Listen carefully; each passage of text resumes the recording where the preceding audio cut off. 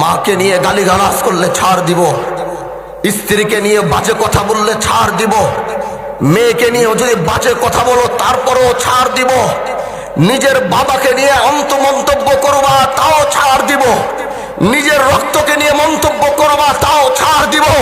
কিন্তু আবু বকর গোটা পৃথিবীর কাছে একটা জিনিসই প্রমাণ করে গিয়েছে, যদি আল্লাহর সামনে কেউ কটূক্তি করে তার কোনো ছাড় হবে না, ছাড় হবে না, ছাড় হবে না। হযরতে আবু বকর সিদ্দিক রাদিয়াল্লাহু তাআলা আনহু নাম শুনেছেন? বলেন নাম শুনেছেন? আপনাদের আওয়াজ আরো দরকার, বলেন নাম শুনেছেন?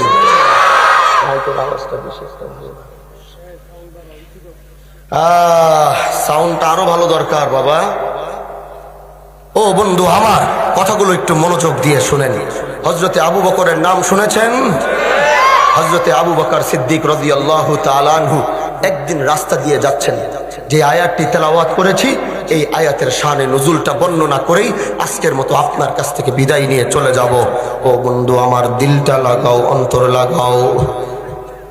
খলিফাতুল মুসলিমিন, আমিরুল মুমিনিন হযরতে আবু বকর সিদ্দিক রাদিয়াল্লাহু তাআলা আনহু একদিন রাস্তা দিয়ে হাইটা যায়, ঠিক ওই মুহূর্তে দেখে জামানার সবচেয়ে বড় আলেম, যার মধ্যে আল্লাহর আসমানি সব কিতাবের ইলম যার মধ্যে পাওয়া যায়, যার মধ্যে তাওরাতের ইলম আছে, যার মধ্যে জাবুরের ইলম আছে, যার মধ্যে ইনজিলের ইলম আছে, যার ভিতরে আসমানি সব কিতাবের ইলম যার মধ্যে, তার নাম ছিল ফিনহাস। এই ফিনহাস দাঁড়ায় রয়েছে, আর এই ফিনহাসের সামনে তার 100-র উপরে অনুসারীরাও দাঁড়ায় রয়েছে। এবার 100-র উপরে অনুসারীর সামনে ফিনহাস দাঁড়ায়া দাঁড়ায়া কথা বলে। দাঁড়ায়া দাঁড়ায়া কথা বলতে বলতে হঠাৎ করে আবু বকর দেখলো ফিনহাস ওইখানে দাঁড়ায় রয়েছে। আমিরুল মুমিনিন, খলিফাতুল মুসলিমিন আবু বকর সিদ্দিক রাদিয়াল্লাহু তাআলা আনহু ফিনহাসের সামনে গিয়ে এবার দাঁড়ায়া ফিনহাস রে বলে, ও ফিনহাস, আমি তোমার সাথে একটু কথা আমি বলতে চাই। এবার ফিনহাস বলে, আবু বকর কি বলতে চাও বলো। এবার ফিনহাসের এই জবাব শুনে আবু বকর এবার ফিনহাসকে ডাক দিয়া কয়, ও ফিনহাস, তোমার মধ্যে তো আসমানি সব কিতাবের ইলম তোমার মধ্যে পাওয়া যায়, আসমানি যত কিতাব সব কিতাবের ইলম তোমার মধ্যে, তাওরাতের ইলম আছে, তোমার মধ্যে জাবুরের ইলম আছে, তোমার মধ্যে ইনজিলের ইলম আছে। আর এতগুলো ইলম তোমার কাছে থাকার পরেও তুমি আল্লাহর উপরে কেন ঈমান আনো না? তুমি সরকারে কায়নাত মুহাম্মাদুর রাসূলুল্লাহ সাল্লাল্লাহু আলাইহি ওয়াসাল্লামের উপরে কেন ঈমান আনো না? কারণ তুমি নবীর সাথে হিংসা করো। নবীর সাথে হিংসা করার কারণে, নবীর সাথে হিংসা করার কারণে তুমি ঈমান আনতে চাও না।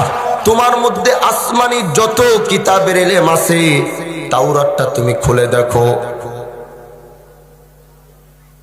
কথা বলো না বাবা, তা তোমরা কথা বলো, আমি চলে যাই, আমার আর কষ্ট করে আওয়াজ করার কি দরকার। এখান থেকে চারোপাশ থেকে সামান্য একটা আওয়াজ করলো, সেটা আমার কানে আসে। বসতে মন চাইলে বস, কষ্ট হইতেছে মনে, থাকার ওয়াজ না করি, আল্লাহ বাঁচাইলে আগামী বছর করবো না, কি বলেন?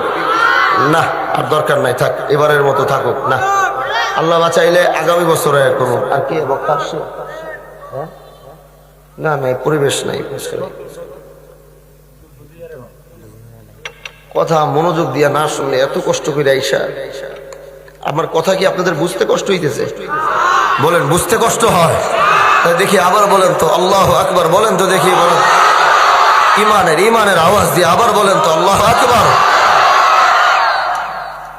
এবার হযরতে আবু বকর সিদ্দিক রাদিয়াল্লাহু তাআলা আনহু ফিনহাসকে ডাইকা বলতেছে, ফিনহাস, তোমার মধ্যে আসমানি এতগুলা কিতাবের ইলম তোমার মধ্যে,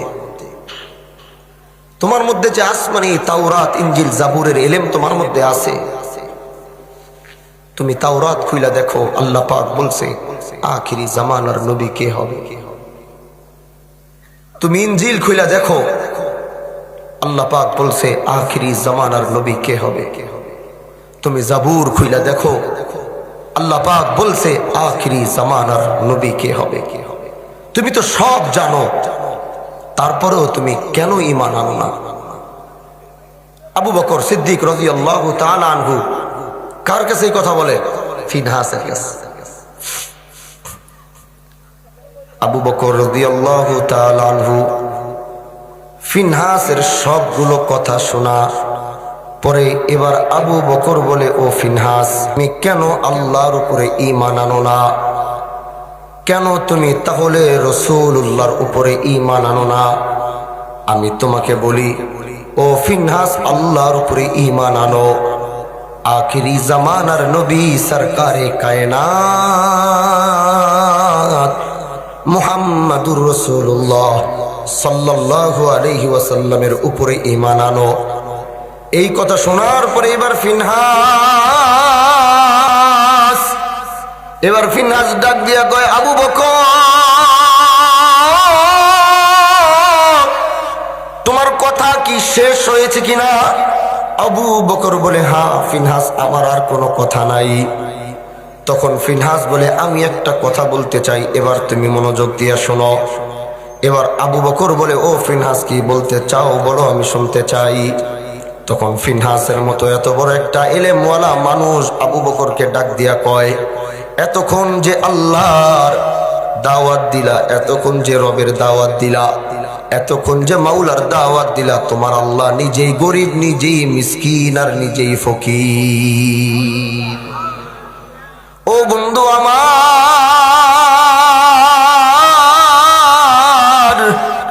কথাটা একটু মনোযোগ দিয়ে শুনবেন। আল্লাহর শানে ফিনহাস কটূক্তি করেছে, আল্লাহর শানে ফিনহাস বলেছে, আমার আল্লাহ বলে গরিব, আমার আল্লাহ বলে মিসকিন, আমার আল্লাহ বলে ফকির। ও বন্ধু, তোমাকে আমি জিজ্ঞাসা করতে চাই, আসমানের মালিক কে? এই জমিনের মালিক কে? এই কুল কায়নাতের মালিক কে? ওই জান্নাতের মালিক কে?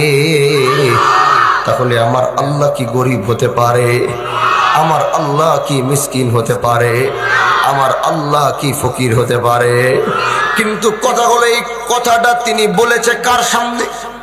এই কথাটা তিনি বলেছে হযরতে আবু বকর, যার কথা নবী বলতে গিয়ে বলে, আরহামু উম্মতি বি উম্মতি আবু বকর। প্রতি জুমায় খতিব সাহেব দেখবেন এটা বলবে, সানি খুতবার মধ্যে দেখবেন প্রতি জুমায় খতিব সাহেব বলে, আরহামু উম্মতি বি উম্মতি আবু বকর। আল্লাহর নবী বলে, আমি যেমন শেষ নবী, আমার পরে যেমন দুনিয়ায় আর কোন নবী আসবে না, ঠিক তেমনি ভাবে আমার আবু বকর হলো দুনিয়ার সবচেয়ে নরম দিলওয়ালা। আমার আবু বকরের পরে এই দুনিয়ায় আবু বকরের মতো এত নরম দিলওয়ালাও কেউ আর আসবে না। কিন্তু ফিনহাস সবচেয়ে গরম কথা, আল্লাহর শানে কটূক্তির থেকে এত গরম কথা পৃথিবীতে আর আছে?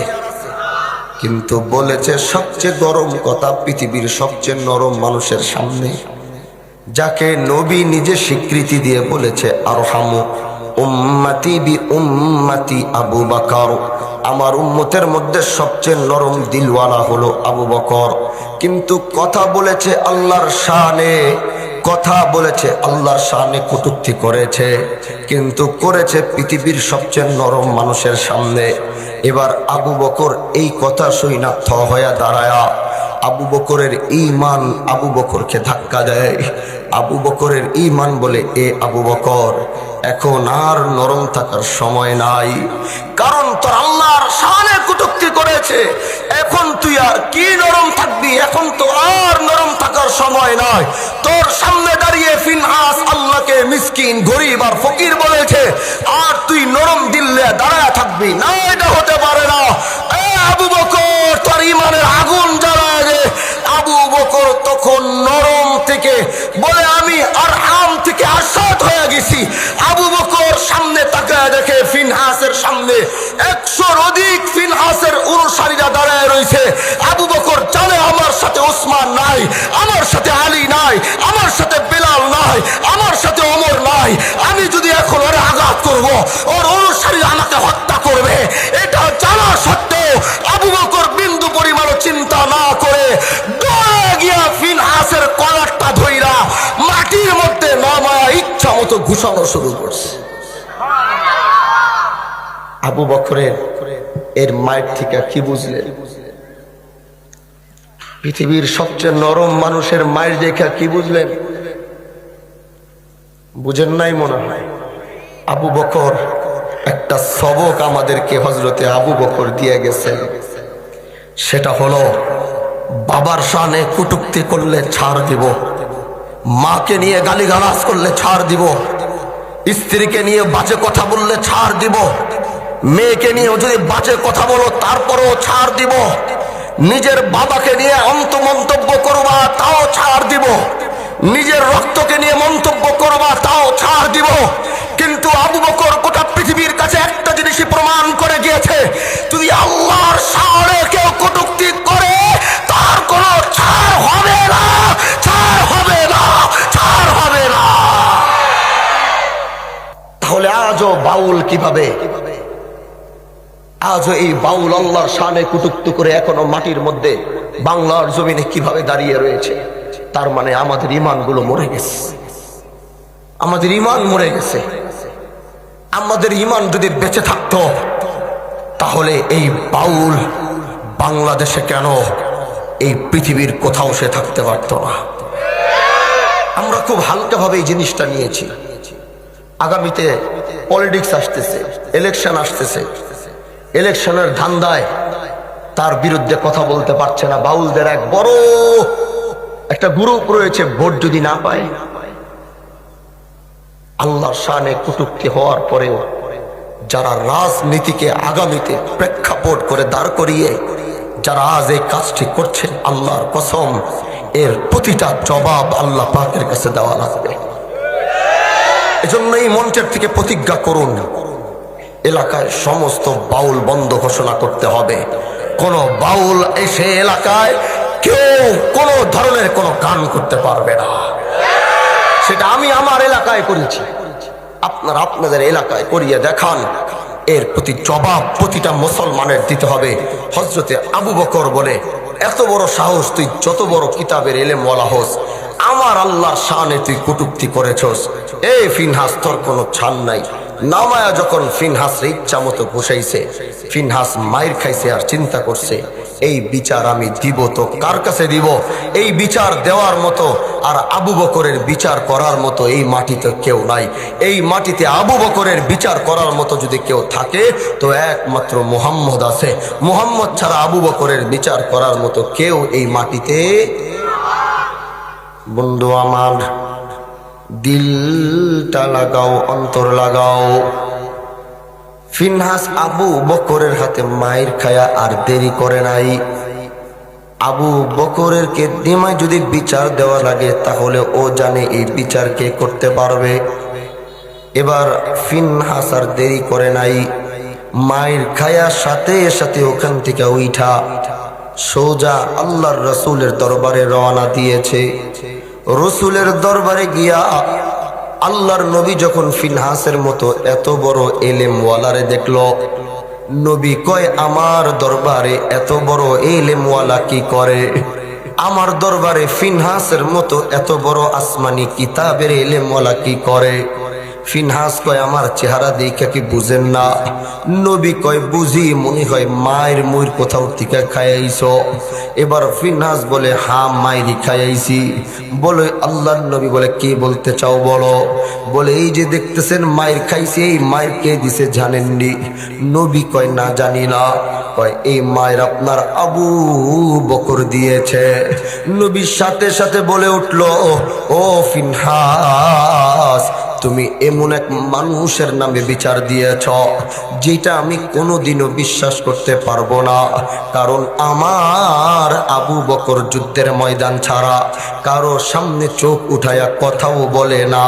আমার আবু বকর কারো গায়ে হাত উঠায় না। আমার আবু বকর উঁচা গলায় কাউকে একটা বকাও দেয় না। কারণ আমার আবু বকর হচ্ছে আরহামু উম্মতি বি উম্মতি আবু বকর। এই মায়ের তুমি হযরতে ওমরের কাছে খায়া কেন তুমি খামাকা আবু বকরের নাম দিতেছো? কয় না, এই মায়ের আবু বকর দিছে। কয় না, হতেই পারে না। এই মায়ের তো ওমর দেওয়ার মানুষ, আবু বকর তো দেওয়ার মানুষ না। কারণ বিশ্বাস করে না। নবী কয় ওমর তো